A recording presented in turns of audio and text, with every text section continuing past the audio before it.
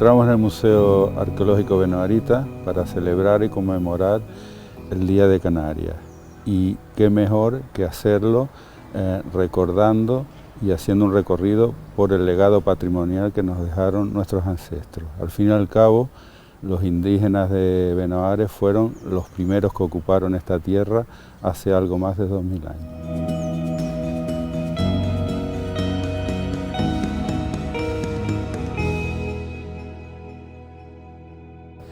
El Museo Arqueológico Benoarita, en los llanos de Aridane, se empezó a construir en el 2001 y se inauguró a finales de abril del 2007. Por tanto, tiene unos 13 años aproximadamente de antigüedad. Fue una obra enteramente financiada por el Cabildo Insular de La Palma, con un coste total de unos 4.100.000 euros, consta de 3 plantas, distribuidas, la inferior, que es un sótano, en el cual sirve de almacén de todos los materiales que no están expuestos. En la planta baja, que es donde nos estamos, es la zona de servicios, donde aparte de los despachos, contamos con un salón de actos con capacidad para 178 personas sentadas, laboratorios y talleres de restauración, 2 salas de exposición temporal, y en la planta alta, en la que nos vamos a centrar, es donde está la exposición permanente propiamente dicha.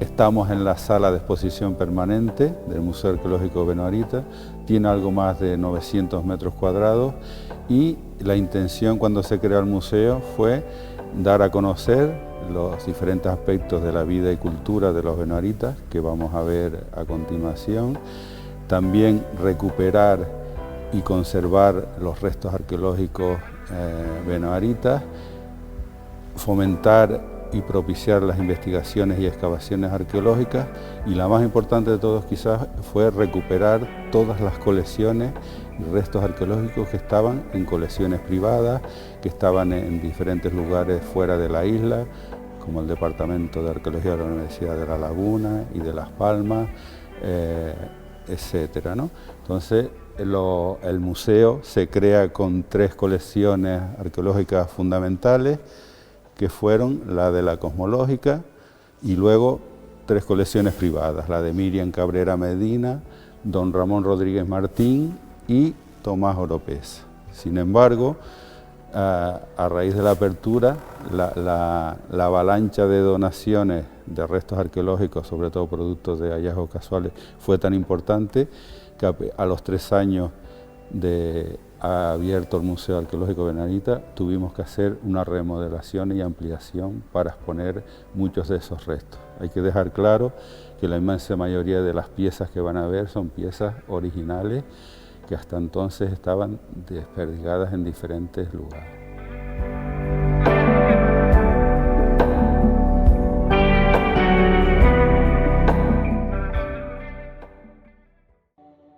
El recorrido del Museo Arqueológico se inicia en una zona donde lo que intentamos mostrar es quiénes eran, de dónde venían y cuándo llegaron a la isla. Hoy tenemos bastante claro que venían del noroeste de África, llegaron a la isla en torno al cambio de era, y lo primero que tienen que hacer los benoaritas cuando llegan a la isla es buscar un lugar en el cual vivir.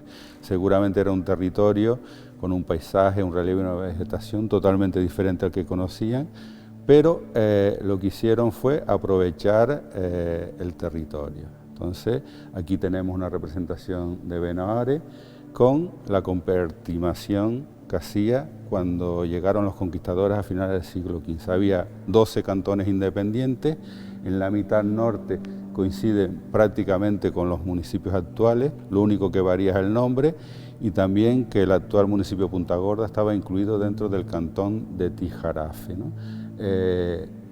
En la mitad norte de la isla vivían sobre todo en cuevas, en los barrancos y barranqueras hay miles de cavidades y prácticamente todas ellas fueron ocupadas para vivir, bien de forma permanente o estacional. Sin embargo, en la mitad sur de la isla, que es la parte más joven, donde apenas hay barrancos, no existen cuevas y vivían sobre todo en extensos poblados de cabañas que iban desde la orilla del mar hasta incluso las cumbres más elevadas.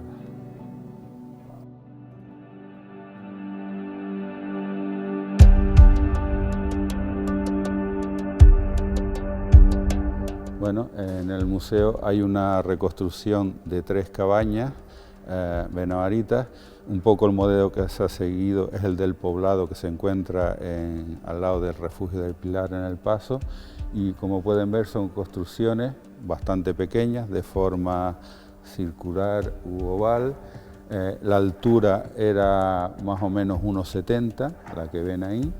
La cubierta siempre es vegetal, hecha con troncos y ramajes de la zona, y luego para convertirla en impermeable se podían colocar pieles, lajas, una torta de barro o lo que sea, ¿no? Nosotros creemos que las construcciones, que son bastante pequeñas, cada, digamos, grupo familiar contaba con 1, 2 o 3, como ven aquí, ¿no? La mayor seguramente era donde pernoctaban por la noche, aunque también hay que tener en cuenta que seguramente la mayor parte de la vida la hacían fuera de las cabañas. Luego tenían unos pequeños goros o corrales como estos que ven aquí, donde guardaban las cabritas, los corderos y los cochinos, y otras más sencillas, como esta que tenemos aquí, donde guardaban, pues, digamos, los objetos que más utilizaban en su vida cotidiana, ¿no? Desde varas, mochilas, plantas medicinales, donde guardaban la carne, pues, seca, ahumada o salada, una especie de despensa.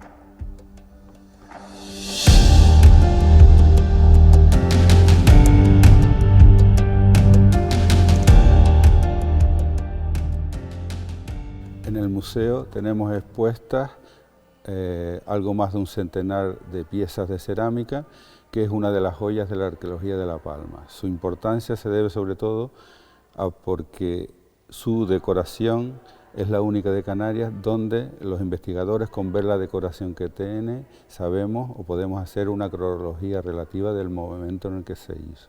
Se han diferenciado 4 fases cerámicas, que de más antigua a más reciente son las que vamos a ver. La fase 1, por ejemplo, que es esta que tenemos aquí, son vasijas donde prácticamente no tienen decoración, además su pasta no es demasiado buena. Se nota como que gente que acaba de llegar a la isla y no conoce bien dónde están los mejores barreros, ¿no? Progresivamente comienzan a aparecer algunas decoraciones y llegamos a la fase 2, que es una de las más interesantes, y son vasijas que están decoradas con metopas, es decir, acanaladuras paralelas que van desde 2 hasta 8, y muy interesante es que todas ellas confluyen en el fondo de las piezas con motivos circulares, que se han interpretado como representaciones del sol, ¿no? Pasamos a la fase 3, que es la más extensa. Se han diferenciado 4 subfases y es la que cuenta quizás con mayor variedad de formas, de tipologías de vasijas. Las decoraciones van cambiando progresivamente y hemos de decir que, grosso modo, que desde la más antigua a la más reciente, la decoración cada vez se va haciendo más recargada y va cubriendo mayor superficie de las vasijas. La 3A, por ejemplo, son vasijas decoradas con relieves muy tenues, muy sencillas. Luego pasamos a la 3B, como esta, donde los relieves son más marcados, más profundos y muy interesante, y es que últimamente estamos viendo que hay momentos de transición, es decir, que combinan motivos de la fase 3A con la 3B, de la 3C con la 3D. Luego pasamos a la 3C, que son unas decoraciones que están decorados con unos motivos en relieves que forman óvalos de diferente tamaño. Parece que es una fase cerámica que duró muy corto tiempo en el espacio, ¿no? Estas son las 3 subfases primero, y ahora vamos a ver la subfase 3D, que a partir de aquí es cuando las cerámicas cada vez se van a decorar más y más. Por ejemplo, la fase 3D es la que más parece los motivos de grabados rupestres de la isla de La Palma, ¿no? Están decoradas con semicírculos concéntricos, acanaladuras, que recuerdan mucho a los petroglifos de la isla. De hecho, se planteaba en su momento que fueron hechos al mismo tiempo, estas vasijas con la de la fase cerámica. Ya estamos, digamos, sobre el año 800, 900 después de Cristo. Pasamos luego a la fase 4, que es la más reciente.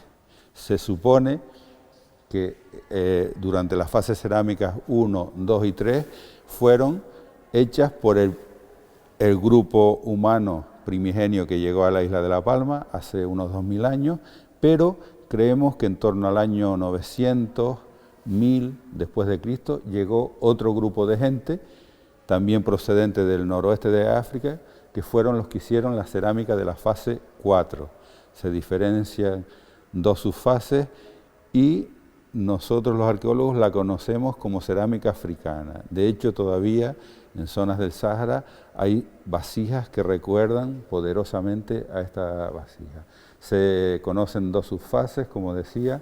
La subfase 4A está decorada con impresiones o incisiones muy finitas, recubren absolutamente todo el cuerpo de las piezas, desde el borde hasta el fondo.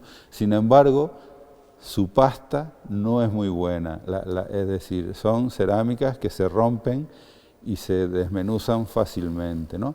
Y llegamos a la cerámica de la fase 4B, que es la que existía cuando llegaron los conquistadores. Lo que la diferencia sobre todo de la fase 4A son estas líneas, alineaciones de punteados que diferencian el cuerpo de las vasijas con bandas diferentes, ¿no? Esta última es la que se hacía cuando llegaron los conquistadores en 1492.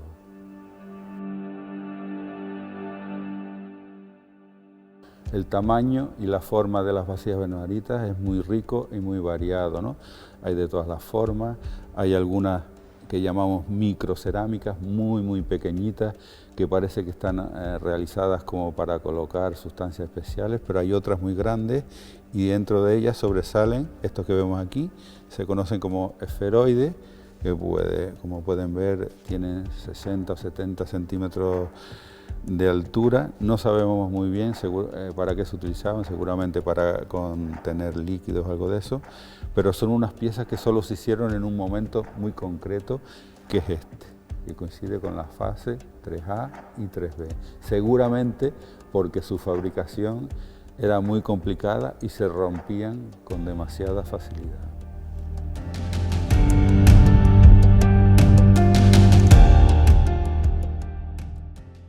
Entre las piezas más llamativas y que son exclusivas de La Palma tenemos los denominados foniles, que se conocen así porque recuerdan a los embudos, ¿no? Aunque en realidad no sabemos muy bien para qué se utilizaban. Es posible que se utilizaran para colar leche y demás, pero nosotros creemos ahora mismo que son piezas más bien que tienen un valor mágico-religioso, puesto que son muy escasas. Apenas se conocen unas 10 o 12 piezas, y si tuvieran una utilidad, digamos, más cotidiana, serían tanto o más abundantes que las propias vasijas, ¿no? Pero también tenemos unas microcerámicas, como decía, muy chiquititas. Algunas parecen como si fueran hechas por niños, como haciendo pruebas a la hora de hacer la cerámica. Y aunque después vamos a ver que a los benaritas les encantaba todo tipo de cuentas de collar y colgantes, sin embargo, en cerámica apenas tenemos muestras como estas que vemos aquí, y no era, digamos que no estaba entre sus preferencias, ¿no? También destacar que hoy consideramos que los motivos decorativos de la cerámica no solo tenían una función estética, sino que seguramente estaban relacionados con sus creencias mágico-religiosas. Y una de las piezas de cerámica más curiosas e interesante es esta que tenemos aquí. Es un cuenco de la zona de los Guinchos en Breña Alta, y los estudiosos dicen que era al mismo tiempo un calendario lunar y solar, ¿no? Esta cuestión ha sido confirmada también por arqueoastrónomos que han estado en la isla de La Palma.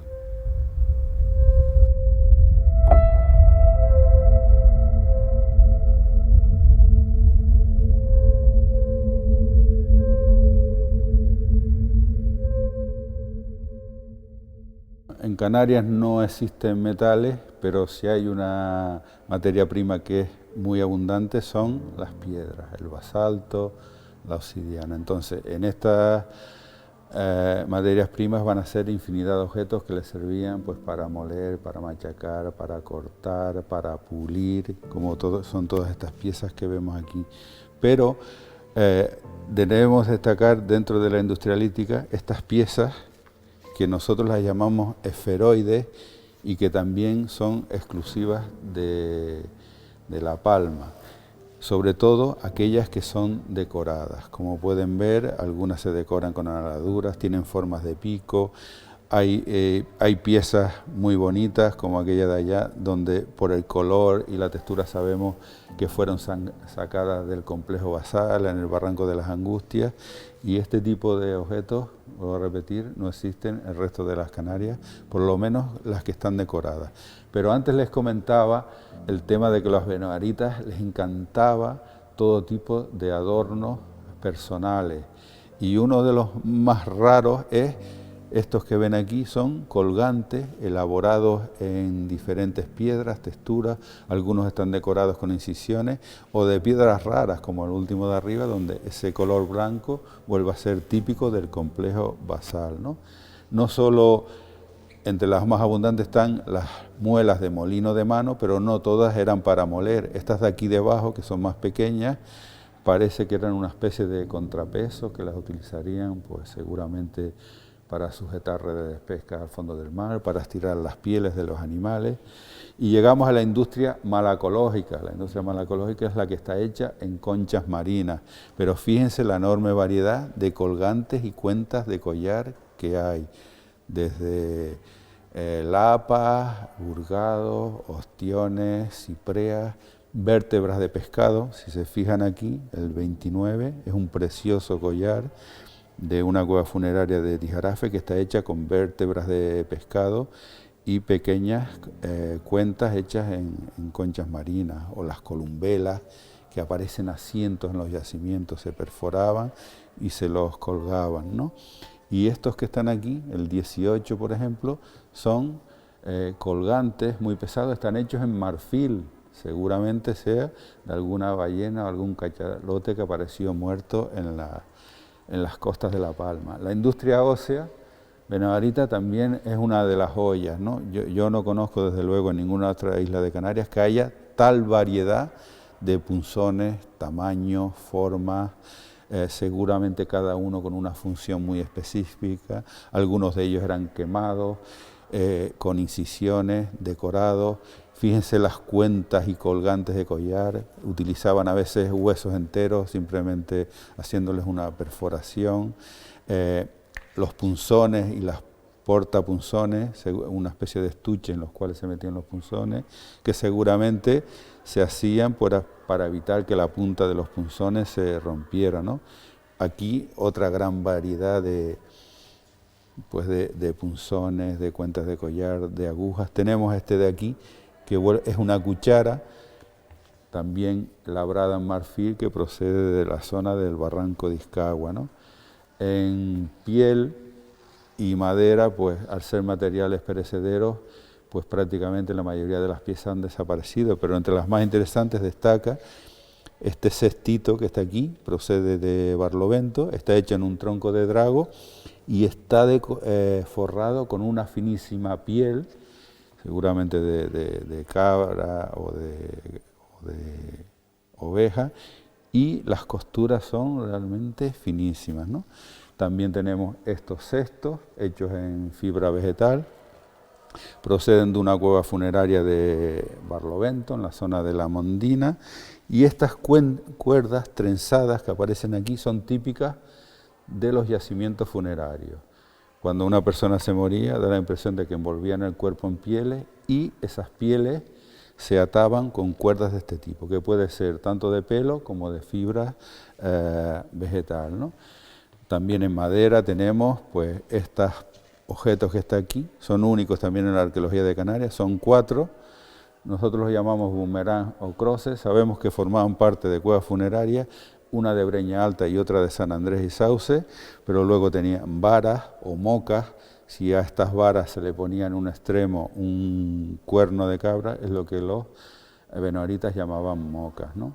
Los benoaritas eran unas personas muy belicosas, estaban casi siempre enfrentados por cuestiones de pastos, robos de ganado, aprovechamiento de agua y demás. Y luego tenemos pues, pequeñas piezas, cuentas de collar en semillas, desde pipas de drago a otra, una especie de en madera, otra planta que tenemos allí que no hemos conseguido identificar la que es. Estos trozos que ven aquí con el agujero forman parte del chajasco de los yacimientos funerarios y de los que luego vamos a hablar un poquito más.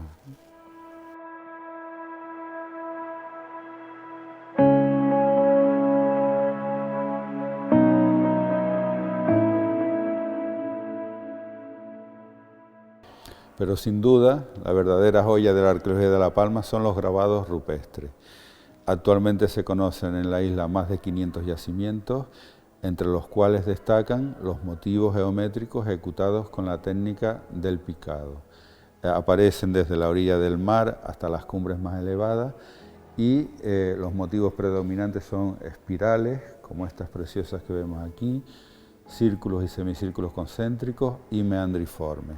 Pueden aparecer, como en estos que tenemos aquí, en piedras sueltas, pero generalmente aparecen en los paredones verticales de los riscos, en barrancos, en laderas de montaña y demás, ¿no?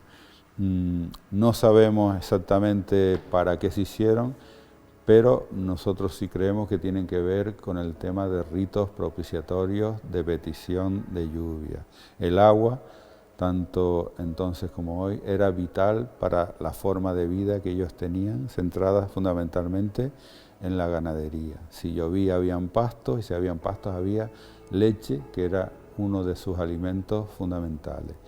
En épocas de sequía, por ejemplo, no les quedaba más remedio que acudir a determinados espacios, como estos que tenemos aquí, por ejemplo, que son amontonamientos de piedra, aparecen sobre todo en los bordes de la caldera de Taburiente, pero también aparecían en los lugares de habitación permanente. Lo que pasa es que solo se han conservado en la cumbre porque la única actividad que se podía llevar a cabo era el pastoreo. En zonas de costa y medianías, la roturación del terreno y demás ha hecho que prácticamente hayan desaparecido. Recuerdan a unos yacimientos que existen en el norte de África, que se llaman Kerkú, y que están relacionados con ritos de fertilidad y fecundidad. Seguramente el grupo más importante está en la zona de Roque los Muchachos, y aquí se llevaban a cabo ritos pues para lo mismo, ¿no? Pedir que lloviera, o bien ritos de tránsito entre la adolescencia y la edad adulta y demás. Suelen estar acompañados de grabados rupestres, tanto en las piedras hincadas como formando parte del interior, como si fueran ofrendas u objetos votivos, pero también aparecen fragmentos de cerámica y demás, ¿no? Generalmente aparecen aislados o en pequeños grupos de 2 o 3, pero el más importante, que está en el Llano de las Lajitas, tiene 17 construcciones y más de un centenar de petroglifos.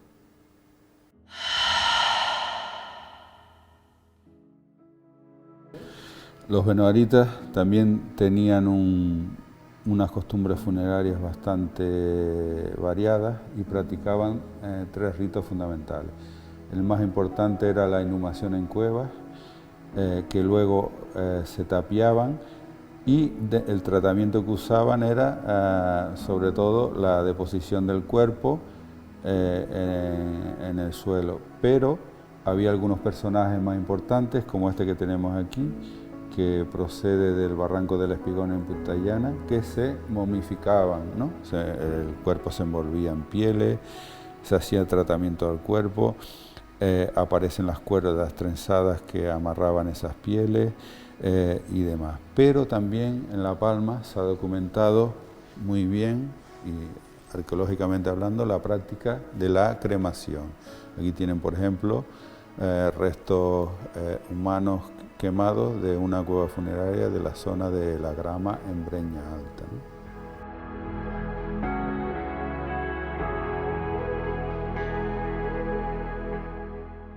También en algunos cuerpos eran capaces de llevar a cabo operaciones, si ustedes quieren quirúrgicas, como este por ejemplo, que es un cráneo de la Salemera en Villa de Mazo, que sufrió una trepanación y que por lo menos sobrevivió a ese traumatismo, puesto que el hueso empezó a cerrarse, pero también llevaban a cabo en otros cuerpos escarificaciones, sobre todo en el frontal, en los cráneos, que tienen que ver, al parecer, esos lugares eran zonas sensibles para tratar determinadas enfermedades como dolores de cabeza y demás, ¿no?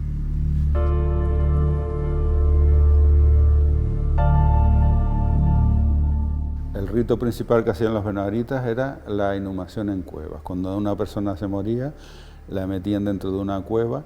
Creían que existía otra vida, puesto que siempre aparece los cuerpos acompañados de abundante ajuar funerario, desde vasijas, seguramente con alimentos, puesto que creían que eso les serviría para el tránsito a otra vida, pero también aparecen los objetos de adorno personal que esa persona tenía en vida, aparecen varas, aparecen piezas líticas, hacían sacrificios de animales domésticos, casi siempre muy jóvenes, y nos encontramos con necrópolis muy pequeñas, con capacidad para una sola persona, a otras donde cabían una veintena de personas. Y también destacar que la mayoría de las cuevas se tapiaban con muros de piedra seca. Además, las crónicas en la isla de La Palma describen un rito que se conoce como gerontocidio, ¿no? Y es que una persona mayor, cuando quería morirse, le decía a sus familiares, vacaguaré, es decir, me quiero morir.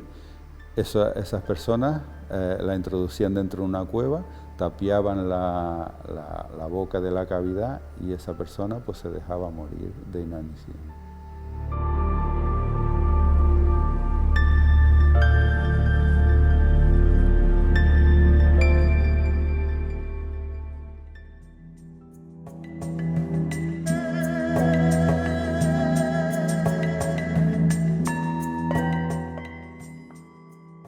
Los amuletos o idolillos de barro son unas piezas arqueológicas de las que prácticamente no se conocía nada hasta no hace mucho. Son, como pueden ver, objetos muy pequeños elaborados en barro cocido que tienen formas zoomorfas o antropomorfas. No sabemos exactamente para qué se utilizaban, pero algunas tienen agujeros de suspensión como si fueran colgantes, pero da la impresión de que tienen un significado mágico religioso y son muy poco abundantes, ¿no? Generalmente aparecen partidas en trozos como vemos aquí.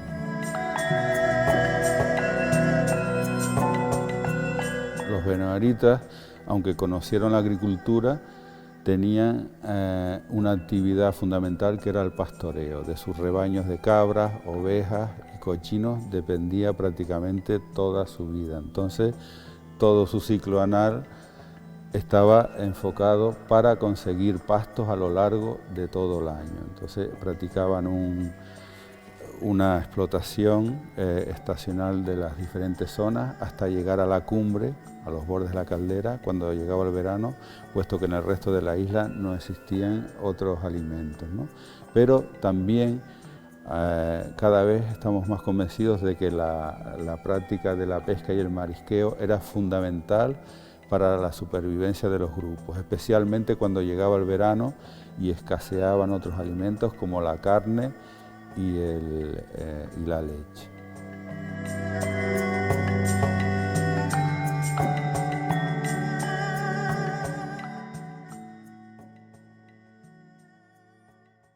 Entre las piezas arqueológicas más curiosas y raras del Museo Arqueológico Benavarita tenemos estos bloques de lava con restos humanos que proceden de la necrópolis de la Cucaracha en la Villa de Mazo. Este yacimiento es un lugar funerario de cremación, sin embargo nos encontramos con estos bloques donde los huesos aparecen engastados en el interior. No sabemos exactamente qué es lo que pasó, pero solo hay dos posibilidades: que una erupción volcánica pasara por encima de una cueva funeraria, o que a la hora de quemar los cuerpos se alcanzaran tales temperaturas que la lava se derritiese y pues envolviese a los huesos humanos. Una de las salas quizás más importantes del museo es el taller de restauración. Aquí tenemos diferentes piezas, casi todas ellas son donaciones, no han estado nunca expuestas, donde el restaurador pues, procede a su limpieza, consolidación y demás, ¿no? Aquí tenemos, por ejemplo, una de las colecciones de restos arqueológicos más importantes de La Palma, que estuvo más de 40 años en Tenerife.